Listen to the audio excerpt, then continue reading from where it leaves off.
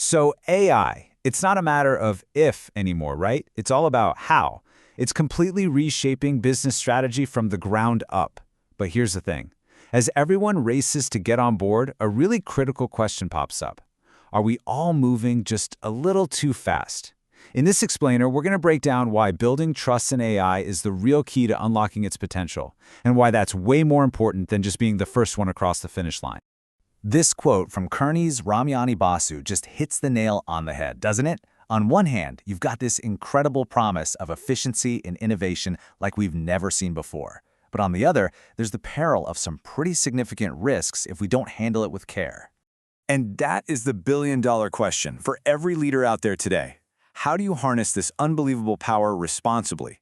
We're going to walk you through it, starting with the immense pressure that businesses are feeling right now. Let's just call it what it is.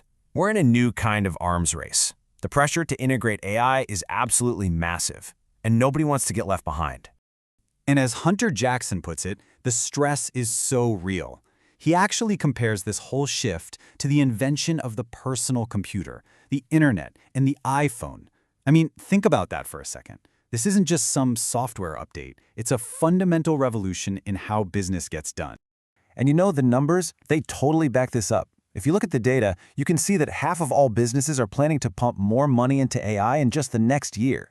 But what's even more telling is that bar on the right. For a staggering 65% of businesses, AI funding is already a top priority. The race is definitely on.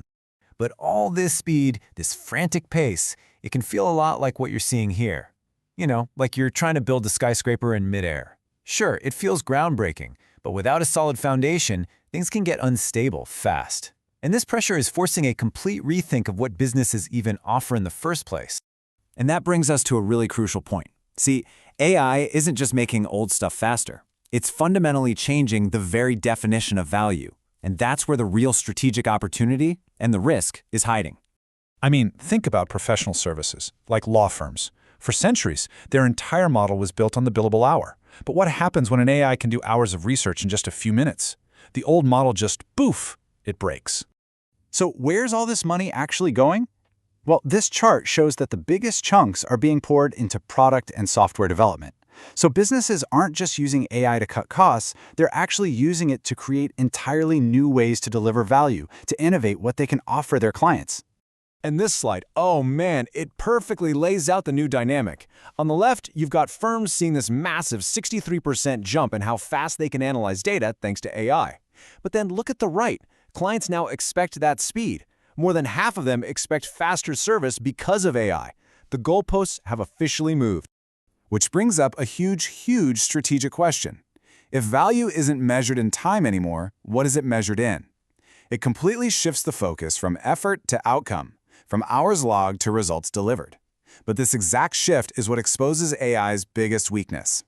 Because for all its power, all its speed, the single biggest thing holding AI back isn't a technical bug. Nope, it's something deeply human: trust.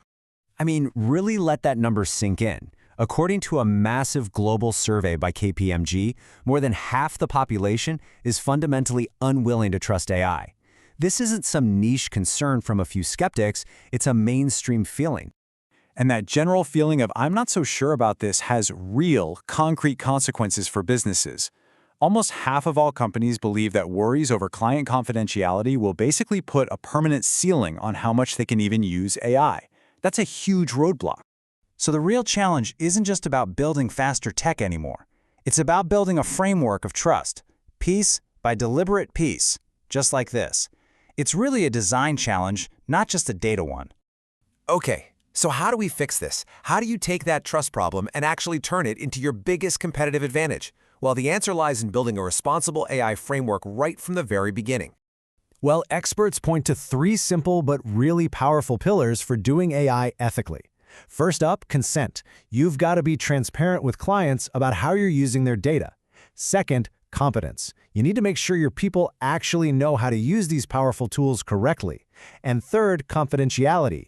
Build digital walls to protect client data. It's all about being responsible by design. And building that requires a structure that's just as carefully designed as the architecture you see here. Every single part has to be interlocked and secure.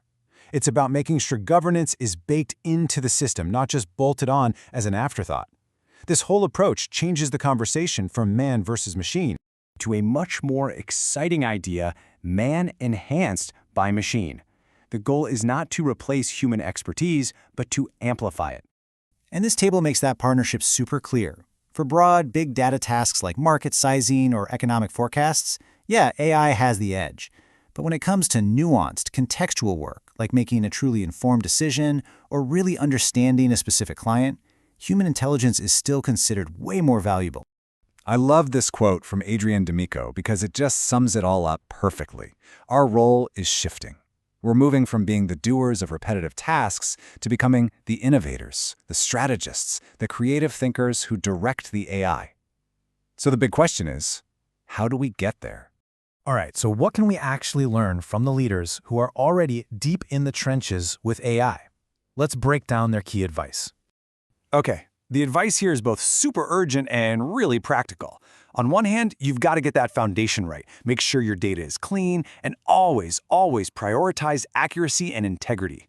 But on the other hand, you have to be nimble. You've got to move fast, use an agile approach, and don't be afraid to experiment. Basically, treat AI like a playground to explore and learn in. And that brings us right back to this new role for us, for humans. The tools to get things done are becoming infinitely powerful. The bottleneck isn't the doing anymore, it's the thinking, the creating, the imagining.